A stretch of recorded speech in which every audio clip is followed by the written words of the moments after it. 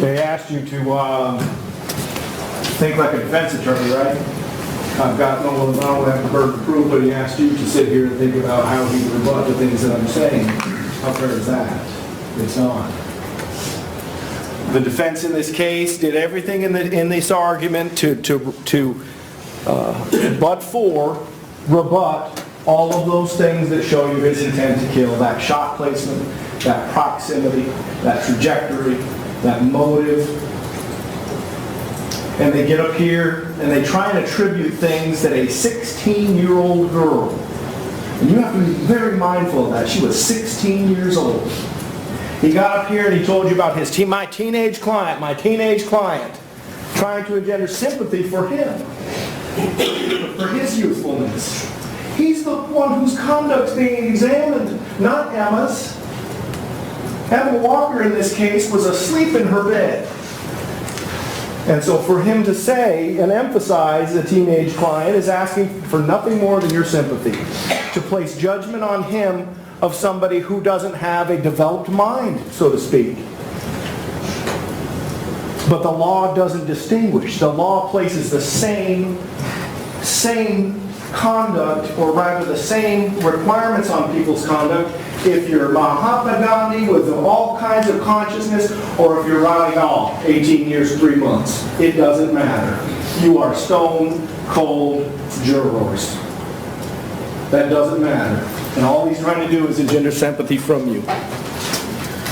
He talks about the defendant having attempted suicide multiple times. Well, either one of two things are true. Either he's not very good at it, or he's faking it. You know, Isaac Ewers told you, he's faking it. Attention, sympathy.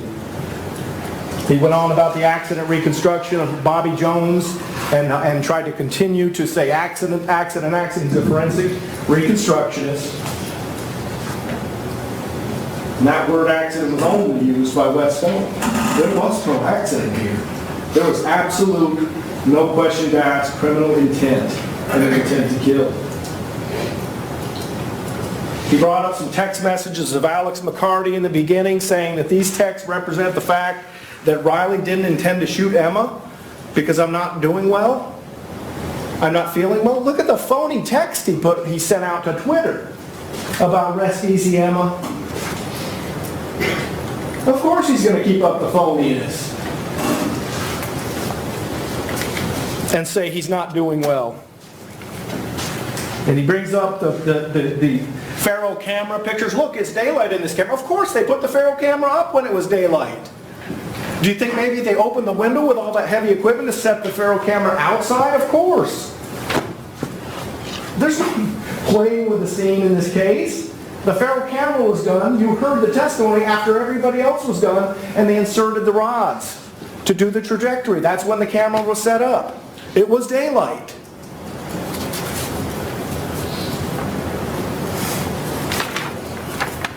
He said you had to have all kinds of assumptions that the defendant had to assume about the height of the bed, where the bed was, and again saying, oh, he's just 18. He wouldn't remember where that bed was. By golly, he'd come in that room many times and been in that bedroom. You heard Alan Merritt tell you he's got videos on his phone of him in that bedroom.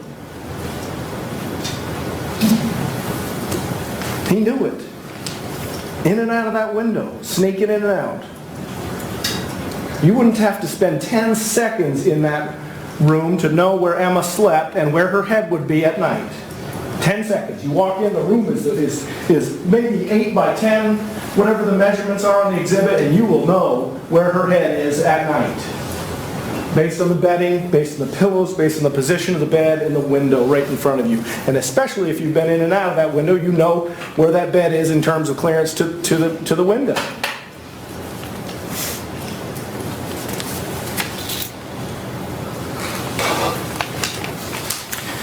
He talked about Exhibit 292 at length, about this exhibit that was found in her car, a love note from Emma, but you also see we're in high school. She's saying, I'm glad we're in high school, we love each other, etc. That was written a long time ago. Yet we're not disputing the fact that they had a relationship. It was on and off, and it was on at that time. There's no question about that.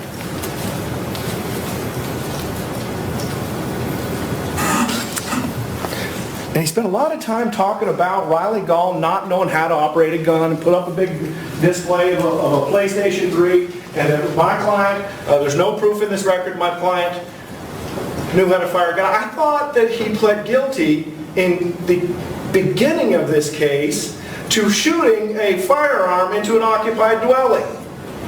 I thought he did that. And so the relevance of whether or not he knew how to shoot a gun was gone. It doesn't matter. He knows how to shoot a gun. He admits to it. And so yet you spend time in your closing argument to say why he's only learned from PlayStation and through Call of Duty and wall banging that you can shoot through walls with a gun. It's a waste of your time. He knew how to shoot a gun. He pled guilty to shooting a gun. And he makes a point of the fact that, well, they didn't ask Alex and Noah and Isaac about wall banging. Well, the issue of whether or not he needed the training on a gun didn't even come up until Bragg Park. You recall all the civilians testified first, and he didn't start that examination until Bragg Park and saying, how much training did you get in using your gun, and how long did it take you to become certified, and how long would it take you to be operational in the use of a handgun? Well, those questions didn't come up till then, right? In the sequence of the trial. They certainly would have been asked, if not, if it had been earlier. But one presumes when one pleads guilty to shooting into an occupied dwelling, you know how to use a gun.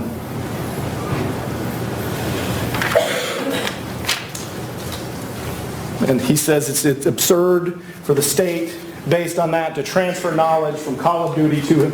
It's not transferring, it's his plea of guilty to shooting into an occupied dwelling. He said up here that all of this argument and all of the things that were swirling around the defendant, that he was just trying to get attention, and they admitted to you, it's not logical. I know it's not logical. That's what he's admitting. It doesn't make sense. Not that it's not logical, it just doesn't make sense that would be the motive for him to sneak over there at 3 in the morning to get her attention. Folks, her parents were home. Her father would come to her aid. The police would be called. All of that would be done. It wouldn't be her running back into his arms. It doesn't even make sense. It's not logical because it doesn't make sense. Because it's not true. She was only struck one time, and I would submit to you the trajectories that Bobby Jones showed you that other round, but for it's skimming that and losing velocity on the timber inside the wall. That would have struck her in the head too. It came from the pillow right above her head. You heard that. And Alex McCarty talking about a ridiculous shot. You remember the point. He points that out and even played it for you. Points that out as this had to be a ridiculous shot. Well, Alex McCarty wasn't talking about it in terms of having walked into her backyard and stood right up behind her wall and placed the bullet into the hole where you knew her head would be. He was talking about it being a drive-by and a ridiculous shot. And people get killed in drive-bys all the time. That's a common news item. They're just shooting into a house and somebody goes through the house and kills somebody. That's common knowledge. And it is, in those cases, a ridiculous shot that actually kills somebody. It goes into the house. But this was calculated. This was targeted. He said he identifies, and he talks about a person that you have a certain identity of yourself, and the defendant identifies as Emma's boyfriend. Well, that's what stalkers do too. They identify themselves with the person and they won't let go. Even when that person is saying, let me go. They continue. Because no, I'm your boyfriend. I'm your love. I'm going to love you, Emma. Whether you want me to love you or not, I'm going to continue to love you. You're going to love me.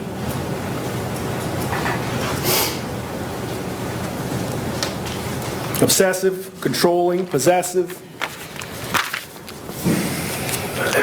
He goes on to say that the defendant, whether or not he knew she was dead, is irrelevant.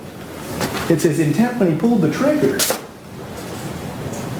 It doesn't matter whether the next morning, whether he knew she was dead or not. It matters what he did when he's over there at 3 in the morning with a handgun, firing into the house twice, collecting the gun, firing the second time, standing up on the house, trajectory, crossing her body with the intent to kill. Mr. Stone also said that when he was faced with the fact that Emma was dead, he was there at a crossroads, and he thought, golly, I don't want to disappoint my granddad. I don't want to disappoint my mom. That was his motive at that point. He knew his grandfather, the proud carry concealed permit holder, was dying about the loss of about this gun being missing. That Jim Walker was beside himself. He knew the pain that he was in, and knew that Jim Walker had thought, because Jim Walker bought into the phony suicide stuff, right? He knew that Jim Walker was thinking that maybe he was going to hurt himself. So if he cared one bit, if he was connected emotionally for one little bit with Jim Walker, he'd have given that gun back, because he'd have known how bad Jim Walker was hurting, because he thought he might have hurt himself with it. Didn't want to disappoint Grandpa. Now in Merritt, during the examination of the defendant, even offered accident as a possibility. Maybe it was an accident. You heard him say that. Oh, deny, deny, deny. The only reason you're coming in here and pleading guilty is because you're caught in all your lies. Riley was not the man in black. Well, that just goes against everything. I think you noticed that he didn't even talk about the fact that he got caught with a man in black suit. That little fact is a little too pesky to deal with. He wants to attack Haley and say she's now lying, or Haley that she's misunderstanding, that it was his car. And he didn't even talk about the fact that Seth Donald on his alibi and Noah, his alibi, told you it wasn't true. He wants to paint the contact with Riley and Emma as consensual on Friday night. Did she consent at all to him being there? Did she ask at all for him to show up there as a kidnapped victim? But wants to paint it as something consensual because she went outside and actually spoke to Riley. She went outside to confront him to why he was doing this to her and upsetting her and harassing her. You see the text that she sends to Mac. Let me.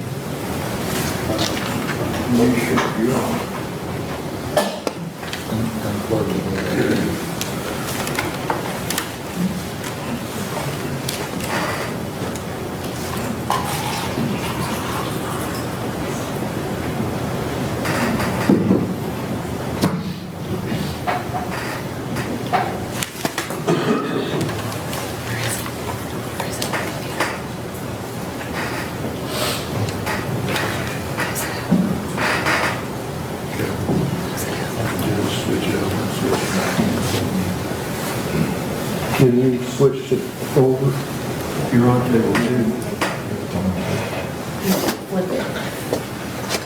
You are table 2. Yeah. That's up.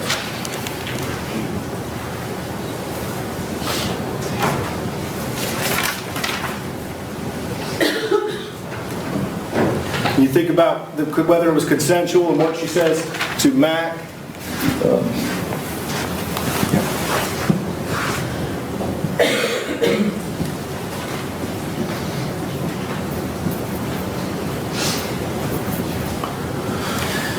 And what she says to Mac, you can see.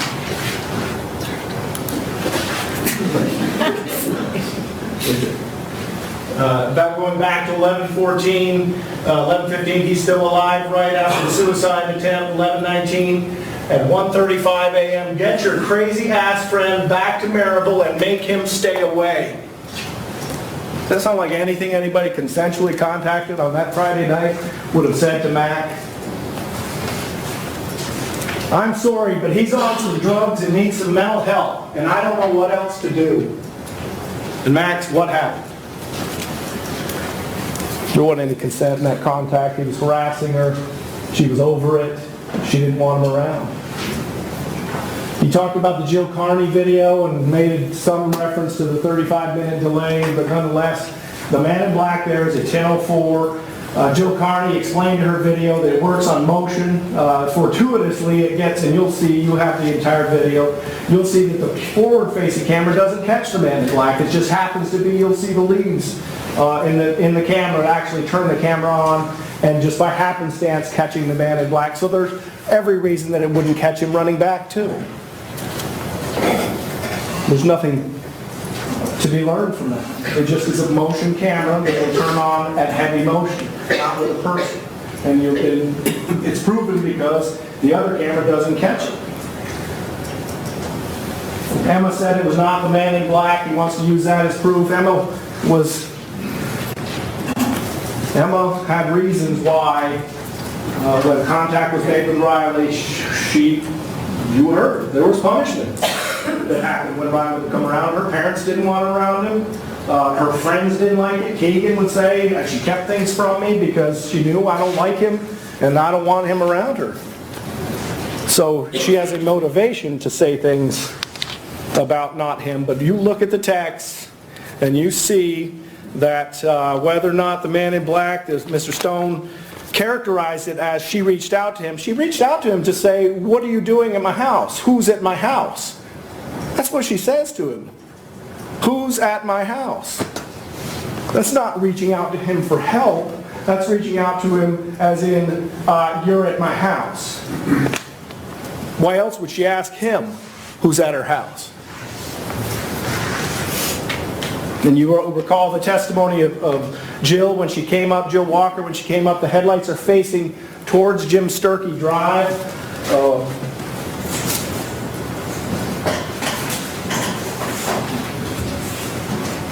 The headlights to the car are facing this way to Jim Sturkey. You saw the exhibit from Applebee's that the natural way that you come in is Jim Sturkey over to Cardinale, and the car would have naturally been pointed that way if he'd come in from Applebee's like he said. Instead, here's the pool. You come up Colston, you drive down Cardinale, your headlights are pointed that way.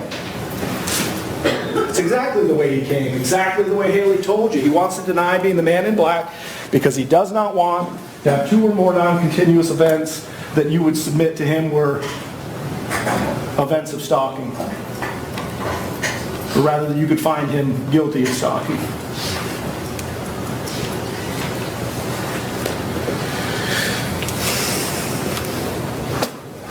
His alibi failed, and he made hay of the fact that Haley didn't call the law. Well, Haley didn't call the law because he hadn't killed anybody. He'd been doing some crazy things, and Haley didn't know he had a gun. She might have if she'd have known that he was walking around Sturkey at 10 o'clock in the morning, dressed in all black with a gun. And I submit he had the gun. And the reason you know he had the gun then is because the suit in black is contained with the gun in the same bag. Right? So when he takes off the suit in black, it goes in the garbage bags with the latex gloves and the gun. They're all kept together. So he wears them together. He uses them together. He points to an exhibit about helping Emma with homework. You recall that exhibit was unresponded texts by the defendant. He's making this up. He's sending texts to her that she is not responding to. Oh, what should I do with this? What should I do with that? And the blocked exhibit is blocked calls from a cell phone, not blocked apps. You can block people on apps on all the different ways that people communicate with one another. He told Ellen Merritt that she had blocked him. That's just like the text to his mama on his way to kill her. Did Papa find the gun? For the same reason, he's making up texts like he's helping her doing something. Because he knows what he's going to do. And finally, I think that the crux of the case, when you look at my beautiful Emma, when you look at the text that he sent out, or tweets that he sent out, the crux of the case and the disconnection from consciousness that this defendant has is best exemplified in that statement, what he gave to the police, and what he really feels, and how the characterization of these two worlds right here, the public, the private, really played out, and you really got a good feel for who Riley Gaul was and what he felt about this, and whether he cared for her when he referred to her in that statement to Alan Merritt as that girl. That girl. He's guilty, folks. Please find him guilty.